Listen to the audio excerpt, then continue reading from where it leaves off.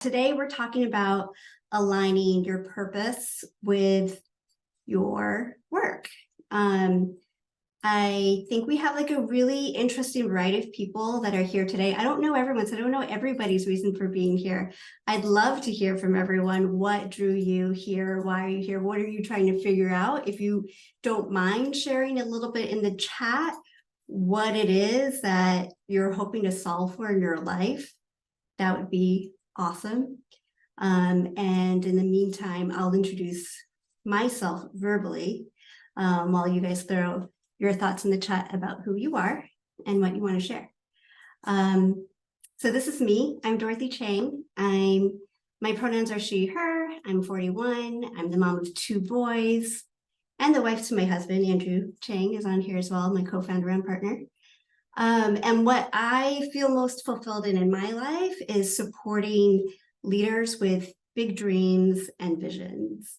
That's been the through line throughout my career, though I didn't always realize that.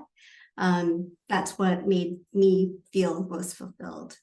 Currently, I'm the co-founder, along with my partner Andrew, of Links Collective, which several of you are members of. But for those of you who don't know, it's a membership community for tech startup founders to learn and grow together. Before that, I've played a bunch of different roles across the technology industry and entrepreneurship, impact, PR, marketing, investing, a bunch of different things. And what I'm hoping to share with you are the tools that helped me to most clearly identify my purpose in life and how that aligns with my work. There was a point at some point in my career where I thought, I'm happy with what I've accomplished, but I don't think this is what I want to keep doing for the rest of my life. And I'm not sure how to figure out my next steps.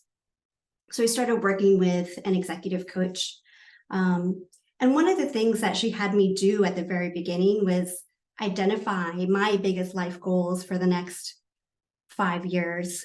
And through the course of my work with her, I was on and off with her for a few years, but we worked on a lot of different things. And 5 years later, she brought those goals back up to me. She said, hey, you remember when we set those goals? She said, close your eyes and I'm going to read them back to you. And she read them back to me. And somehow I had actually achieved every single one of them. Now, I didn't think about those goals every day over the course of 5 years. I'd totally forgotten about them. But through that course of time, we had done the work to figure out how to steer my life and my career in that right direction I wanted it to go. And that work was ingrained inside me. And that's what helped me to get to where I wanted to go. So my hope today is that I can do the same for you without you having to spend so many hours and so much money on executive coaching over the course of 5 years. What I'm doing is distilling all the best things that I learned over time, best tools, best tips and insights. And hopefully this will help you on your way too. Thanks, Joe, for sharing in the chat your experience. Do you want a voiceover or do you want to leave it in the chat? I guess I could do a quick voiceover. So is now a good time? Yeah, go for it. Oh, okay. I started a furniture company with my brother about 8 years ago. And this past August, I officially left the company and am trying to think of what to do next. So I'm here trying to figure out, I guess, like what happens after you leave. Awesome. Thank you for sharing. Yeah. Big transition point. And I think that that's true for not just you, but several other people here today. And so hopefully we can help to kind of ease through that transition and figure out how to get to next steps. Okay, so my hope for you is that today you'll leave with a plan for aligning your purpose with your work. You're all here today for some reason, whether it's a big transition or a small one, but for some reason, perhaps you feel like you're missing purpose in your work, or you're missing work, though you have purpose, or the alignment between the two, some combination of those two things. we're not going to solve the whole problem today, right? You're not going to come away knowing like, okay, this is the purpose of my work forevermore. I'm good, I'm done. But hopefully you'll have a plan for how you can get there. We have a few things that we've got planned. These are the 4 steps we're going to go through today. First of all, we're going to try to understand a little bit more of how we got here. And thank you, everyone else who's jumping in the chat. This is great.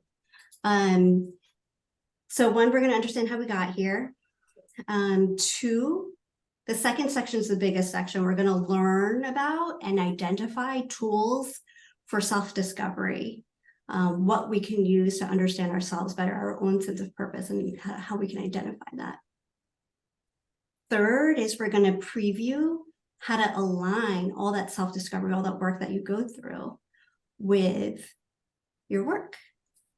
And finally, 4th, we're going to create and start on a path forward. We're going to start taking those steps at the very end. So this is our plan for today, and we're going to get started with understanding how we ended up here. I think that, obviously if it were easy and it could be boiled down to a few words, some people would say, it's easy, just follow your passion. That's all you have to do, right? A lot of people say this all the time. But just as many people say, don't follow your passion. That's a terrible idea. That's not the path to fulfillment.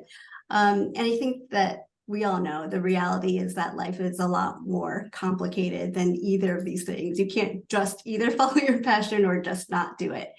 There's a lot more to life. So here's a question for you all to think about. What factors have most influenced your career decisions up until this point, at the different marks in your life? There's a lot of different factors that may come to mind for you. Everybody's going to have slightly different factors and slightly different weights for those. Maybe it looks something like this, some combination of what was available on the job market, what you know from your parents or culture. You've been influenced by your peers, a little bit by yourself, a lot by headhunters, recruiters, the job market, and on-campus recruiting, like what was in front of you, right? There's a lot of different factors that have gone into how you made your career decisions. But what you want maybe is kind of a small part of that. And we need to kind of think about that in a different way. Maybe if we reorganized these influences, we could do it in a way that actually centers our own purpose. So this is a diagram created by a Spanish psychologist about his theory of purpose. And I think it's really interesting and compelling. And it gives us a little bit of a framework for how we could combine not just our passion, not just what we love and what we're good at, but also what the world needs and what you can be paid for. And it shows us how the intersection of these different things can lead us to different places. If we just have 2 or 3 of those factors, which a lot of us do, you could very well have a profession or a vocation or a passion or a mission, but you might not have that amazing kind of optimal, most fulfilling purpose that combines all of that in a way that's great for you and is great for the world and leads you to wealth and success and happiness and fulfillment. So for example, if you combine what you love with what you're good at, that combination leads to passion. That's wonderful. But if you combine that with what the world needs, but you don't have what you can be paid for, you've got delight and fulfillment, but no wealth, maybe no revenue, maybe no income at all, right? If you had combined those 2 with what you can be paid for, but not with what the world needs, you may end up with the satisfaction, but a feeling of uselessness. At the end of the day, you're like, what difference did I make? And so on and so forth. It's a really interesting diagram. Like, I think it's helpful to spend a lot of time looking and thinking about this and contemplating it. So again, I'm going to share these slides afterwards. Everybody will have access to them, and you can spend time looking at this. I printed this out, put it on my wall, and looked at it every day for like a year. And it showed me different things every day, right? There's so much kind of to think through as it relates to your life and what you could be doing with it. I think the important thing to think about when you see this diagram, though, is not to think of it as like, once I get to the middle and once I find that one perfect job or role for me, I'll be in the very center of this diagram. That might not be true. I think it's more of a journey over your lifetime to find the right fit. And the very center might be ideal. It's probably unlikely in any one role or your very next role, but it's an ideal that we should try to reach for. And for some people, it might end up being like a combination of different things, right? Like a combination of my paid for work and a combination of my volunteer work gets me to hit all those notes, and that feels great. So we're going to take a little bit of a journey towards finding that purpose. And what we're going to start with today is by turning inward and focusing on ourselves. So we're going to start with that top and left circles of what you love and what you're good at, and really spend some time looking through that. So that's section number 2. You're going to learn and identify some tools for self-discovery. This is like going to be the longest section, so take a breath and a sip of water.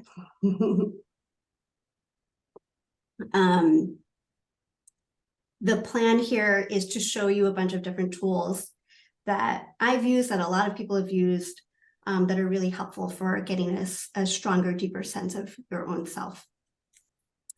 As we go through these tools, don't start using them yet. You may be tempted once you see what they're like. Oh, that's an interesting question. Let me think about that. No, I'm actually listening to a webinar right now, like a live one, that I just logged into. But Who's talking right now? Is that? I don't know how to say this. So what? So I'm talking to the California board. Dorothy, I think someone was just muted. I just muted. Okay, great. Yeah, go ahead. Thank you. It's like, is she talking to us? Okay, so again, don't start using the tools yet. I'm just going to introduce them. Do actively think about, though, what these tools would do for you personally. I'm going to share 4 different categories of tools. You can choose to which ones make the most sense for you. You don't have to use all of them. Think about which ones maybe are going to give you more novel information you haven't contemplated, or is going to be most helpful for you in your pursuit of work. And you'll be able to make that decision for yourself. So before we jump into the tools, though, I want to ask you a little bit about how much time do you feel is worth investing in yourself and that self-discovery. And let's think about it in terms of the next month. A lot of you are in the middle of a potential big transition. Some of you are fully employed, but thinking about a different role. Some of you are thinking about the startup that you're building and making sure that it's going in the direction that's most aligned with you. Whatever your situation may be, as it is, most people are working about like 40, 50 hours a week. If you could change that trajectory of that work life over the next 20 years so that it's more aligned with who you are personally, how much time would be worth investing to get that right over the next month? You want to think about a number of hours over the next month and drop that in the chat. We'd love to hear your responses, what you think about that.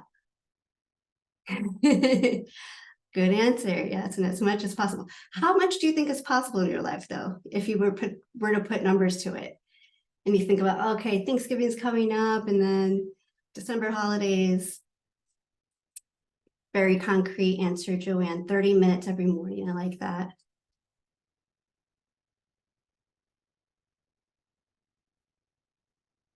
Yes, and just 30 minutes every morning feel like as much as possible. Oh, currently doing 2 hours every day. Amazing. Nice.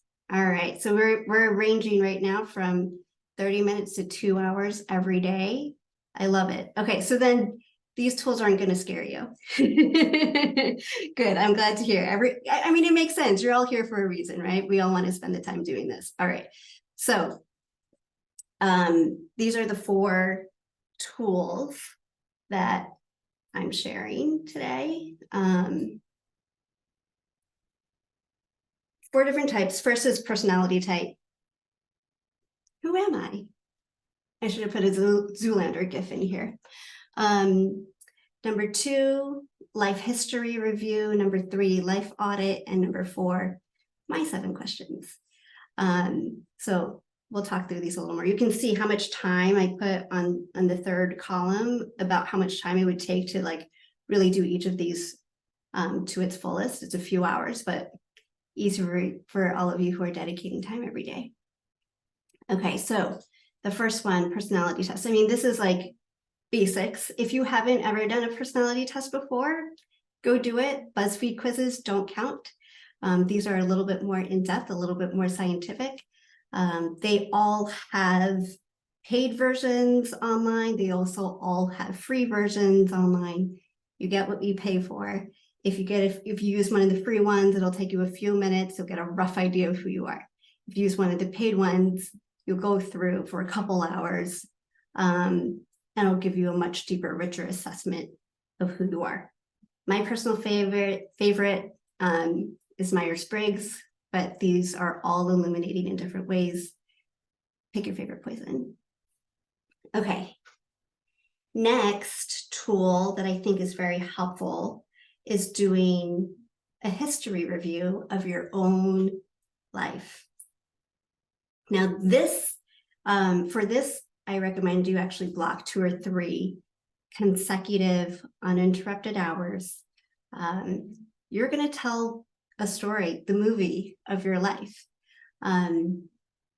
You may have a lot of stories that you're ready to tell about your life, right? In bits and pieces in conversations with different people. But till now, it's probably unlikely that you've just sat and talked about yourself for this long, for 2 or 3 hours without anybody interjecting. If you've never done it before, it's a really illuminating experience. You can either do it by yourself and just record yourself, or you can ask a friend, maybe your roommate sitting behind you would be willing to do it, and just sit and listen to you for 2 to 3 hours. It's kind of helpful to have somebody to talk to, so you actually formulate real thoughts and ideas, but doing it out loud by yourself for recording works too.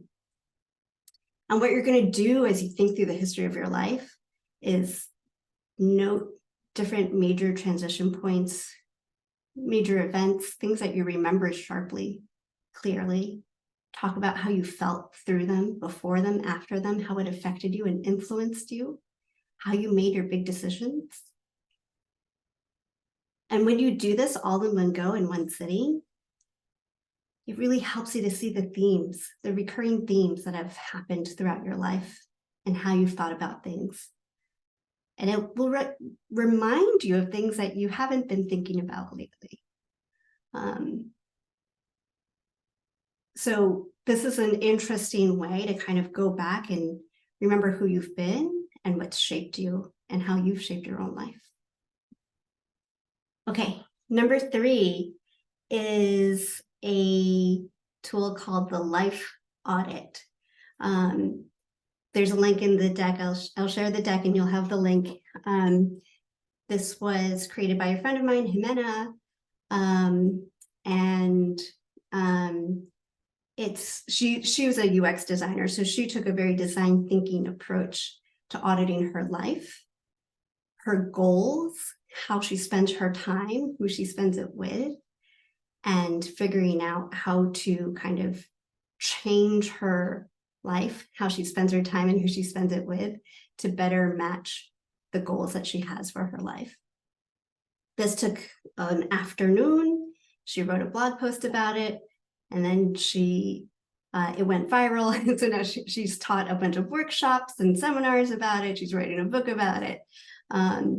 It's a really interesting approach. So if you are into the Post-its and the Sharpies, this might be a good one for you. It takes about an afternoon. You clear your decks and just work on this. So that's the life audit. And then we come to Dorothy's 7 questions. So this is an approach that worked for me, hence the name. I think, a lot of the work that I've done to kind of discover and go deeper and learn more about myself can be boiled down to kind of these big 7 questions. Again, don't do this right now. Don't start thinking about it. It'll take some time. And I think that, either like blocking a day to work on it or doing a little bit every day, either way works well. But the idea is just to kind of go stream of consciousness and free write your answers to these 7 questions, and write and write and write and write and write and write and write, and contemplate them as fully and deeply as you possibly can. Write whatever comes to mind, how it makes you feel, what it reminds you of, what it makes you think about. Go on side quests, take those alleys, wherever it leads you. My feeling is that when you just dedicate the time and sit and write, it really helps you to uncover more of what you're thinking and feeling. Whereas if you don't do that, if you don't write it down and do this in a really structured way, you often end up thinking the same things again and again, right? You end up in the same loops, like, oh, I've been thinking about this idea for a long time. But if you're actually writing it down, you'll start writing new things. You're not going to write the same feeling or thought over and over, type it over and over, right? You're going to kind of naturally push yourself to come up with new ways of thinking about it, expanding on it, going deeper. So that's why you have to write it down, actually, and not just let yourself think about things over time. You have to carve out the time and actually write down your answers to each of these questions.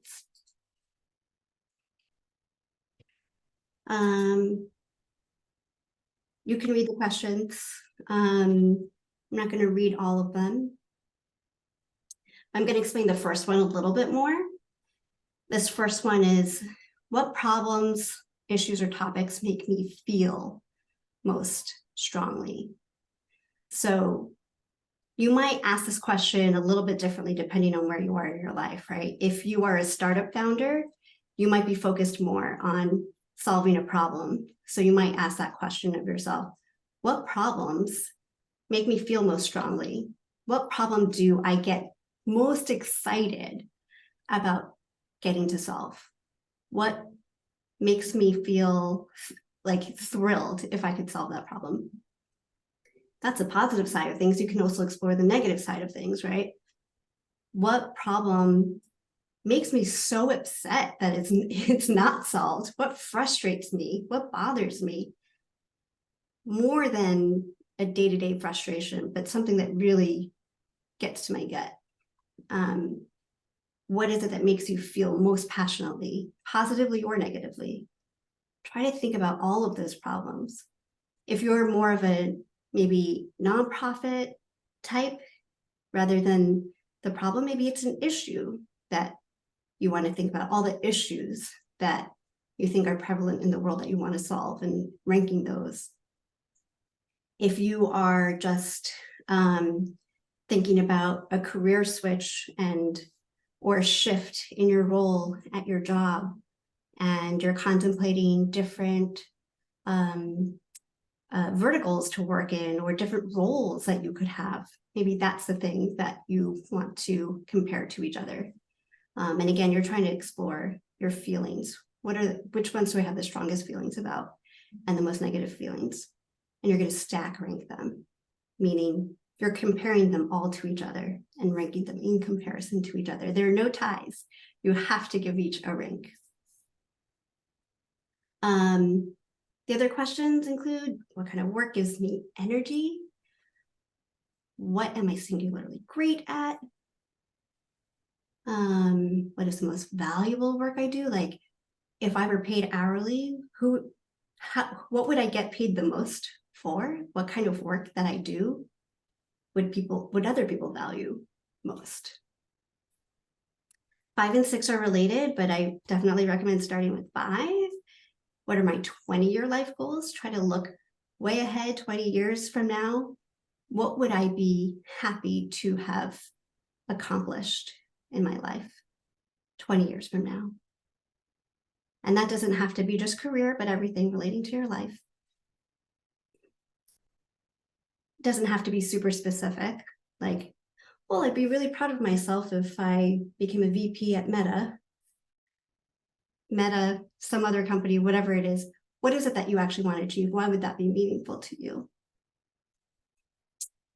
And then we work backwards a little bit and go to question number 6. What are my 5-year life goals? If I have established my 20-year life goals, then how do I spend the first 5 years heading in that direction? And what are my goals for those first 5 years? And then stack rank them in order of importance to you. Number 7 is, what top values are most important to me? What values make me who I am? There's lots of great lists online you can look up of personal values. Look at all of them. Pick the ones that resonate with you the most, and then narrow it down to the 10 that you feel like are most important to you. And then stack rank those. So this is all work that, again, takes a lot of time, a lot of thoughtfulness, a lot of introspection. And the act of, forced stack ranking in these different categories may be revealing to you as you think about how you feel about different things. Any questions about those tools? I've shared all 4 tools at this point. I'll leave time for questions at the end too. Okay, so sounds like a lot of work, and it is. But I think it's worth it. And if it sounds really like too much work and too much time, that's totally understandable. I don't think everybody needs to go through each one of those tools and do them all to the fullest. I think my recommendation is really to pick at least one of the first 3 things, or do 2 or 3 of them if that feels right.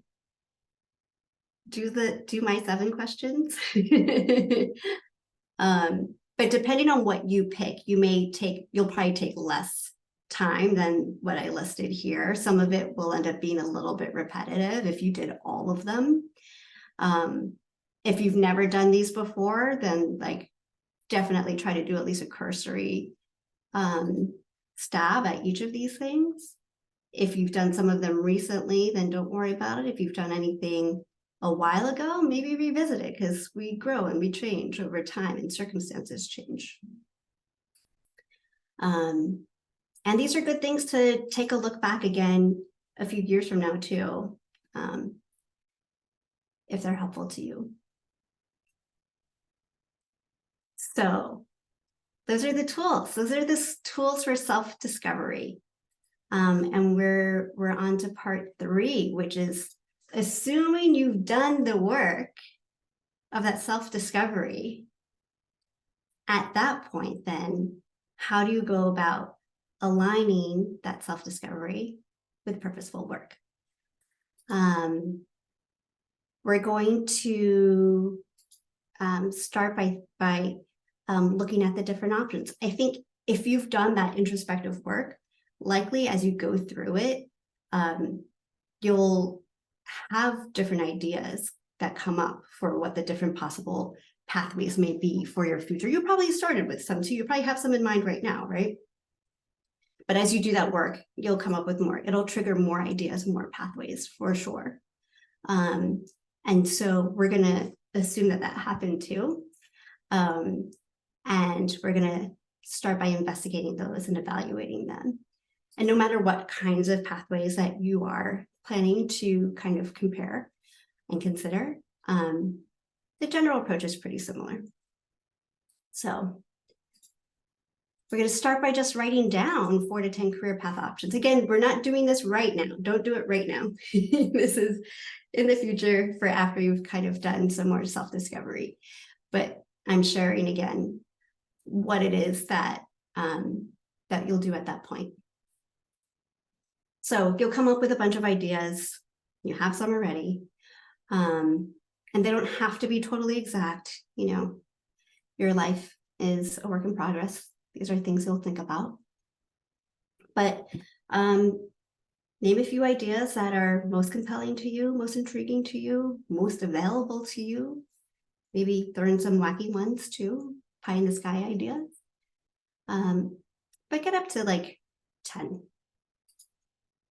And then you're going to fill out this spreadsheet that helps you to weigh all of those options against the life goals that you already established for yourself.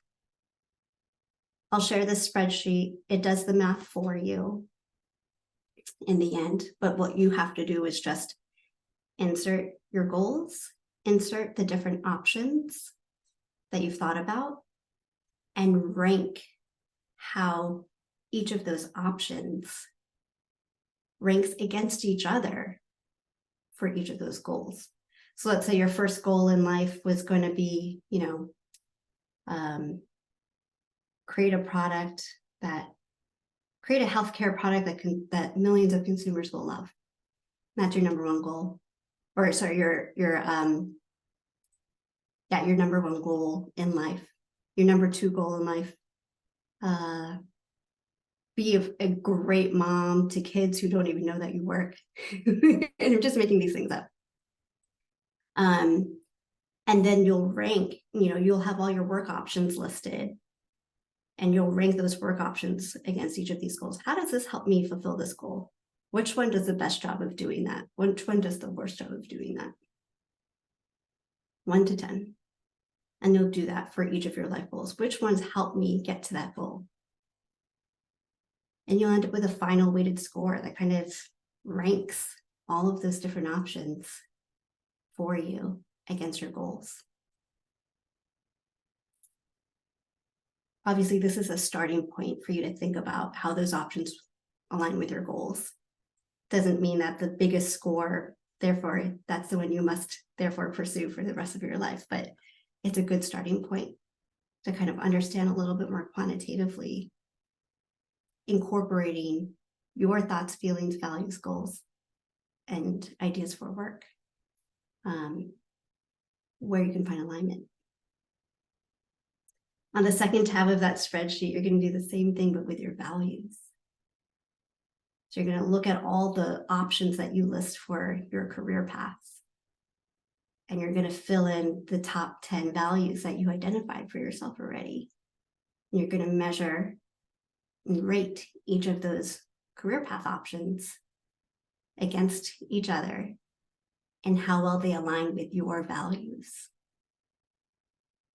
And then in that last column, the final weighted score will pop out for you. And the same thing, you know, that doesn't mean that's the one you necessarily have to pursue, but it'll give you a good sense which of the options I've been thinking about actually aligns with my goals and which ones actually align with my values. And is there overlap? Hopefully, ideally, there's a good overlap and alignment that you're going to feel really good about. That's the goal. And then after that, you explore those top options. Which ones like really got the heaviest weighting of all of that work? And how do I figure out what those look like. Again, the questions are like similar, but a little bit different if you're pursuing a startup versus a job. If you're pursuing a startup and you're thinking about, okay, this idea that I have, how does it get funded? What VCs actually fund this kind of work I would want to? And who do I know? Who can I learn from in this area? If you're looking for work, it's more like, who would pay me to do this kind of work that I want to do? So there's similar questions, a little slightly different. You think about it, contemplate those options, and then you try it. Take one tiny step to try this new direction that maybe you haven't tried before. And it doesn't mean you have to, okay, now I have to sit down and apply to all the jobs and take it so seriously because now I figured out the thing that I want to do and I have to come up with a good plan and then pursue it. Just this startup approach perhaps is this mentality, but it's also the easiest way. Just figure out what's the smallest thing you can do to see how you feel pursuing that direction. And it could be as small as like, let me ask this person, how would they feel if I created a product that does this? But the point here is we've done a lot of work at this point, and we don't have to build it up so much more in our minds before we get started on it. We can just start trying things. Just take a small, tiny step to move forward. Okay, those are all the tools. We did all the tools for self-discovery, and then we did some tools for aligning that self-discovery with the work that we want to do in the future. So I'm going to take a quick pause and see, does anybody have any questions about any of them in particular or about the journey overall? Any thoughts or comments? Wait, I have a question. Sure. For the aligning spreadsheet, like for the values or the goals, we're supposed to rank it, like for the point system. How do you assign a value? Yeah, good question. Okay, so for each goal, you'll have filled out the name of the goal, right? In row 1. The blue boxes across row 1, you'll have filled out each of these goals in your life goals, your 5-year life goals. In column A, you'll have filled in each of the potential paths forward that you want to take. And then in every one of the yellow boxes, you're going to rank them. You're going to start with goal number 1. Whatever goal number 1 is, you're going to rank how all of those different work options compare to each other in fulfilling that goal. Got it. So it's stack ranking also. Stack ranking, exactly. Okay, gotcha. So it's Thank 1 to you. 10 for all of them. Yeah. Okay. You'll use numbers 1 through 10 once each in each column. Good question.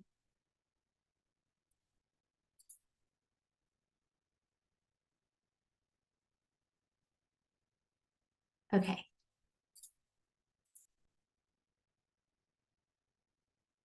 So now what we're going to do is actually do something. We're going to create and execute a path forward.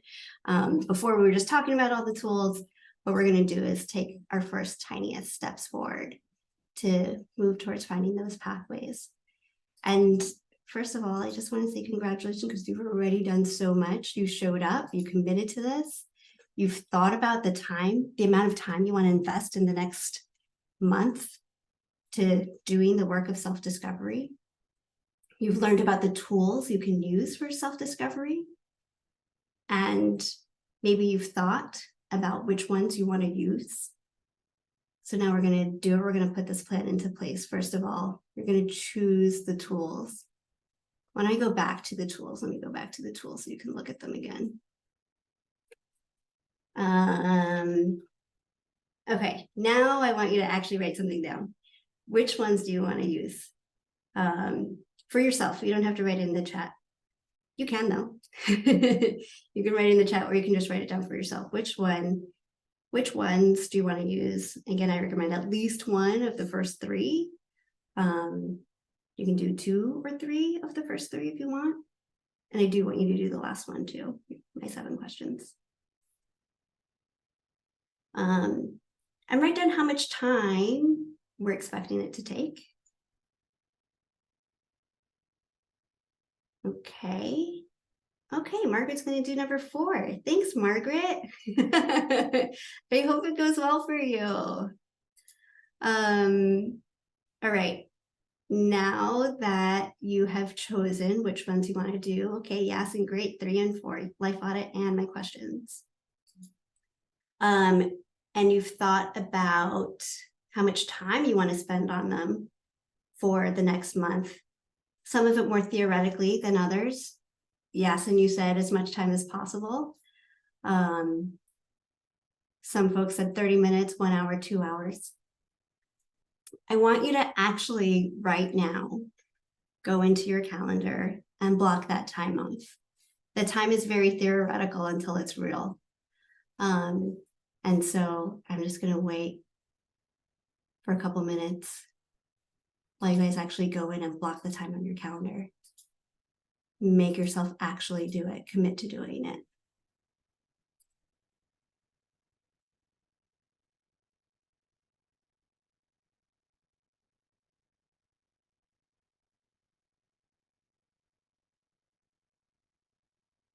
And now you're realizing, oh my gosh, but there's Thanksgiving and I'm hosting all these people and how am I going to find the time? Oh, and then there's all these holiday parties and a new season of Love is Blind to catch up on.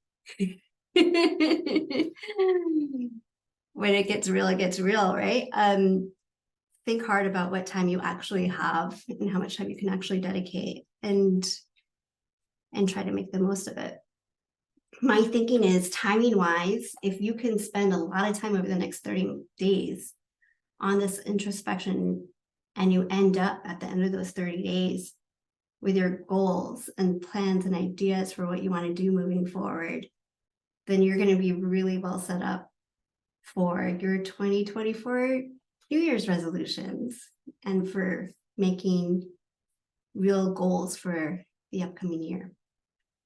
So we have to get the work done now, though, to do all that introspection and block the time and make sure we actually get it done.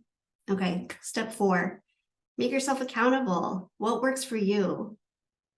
Do you respond best to rewards or to consequences or to social pressure? What's going to work best for you? Everyone's different. Everyone's motivated a little bit differently.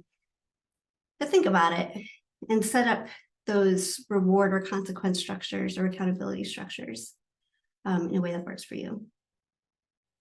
What I'm going to do is provide you an opportunity for accountability by creating another session. Thanks, Andrew. He dropped the link in the chat. You can sign up for that. It's in 1 month. It's at the same time on a Monday, 5 p.m. Eastern, 2 p.m. Pacific. So hopefully that time's available because that's what time it is right now. And if you sign up for it now, then you can commit yourself to doing the work and then showing up then to share your progress, share feedback with each other, what works, what doesn't work, any tips and tricks you have to share. And then we can go into 24 with new goals for your best, most fulfilling year ever. Well, that's it.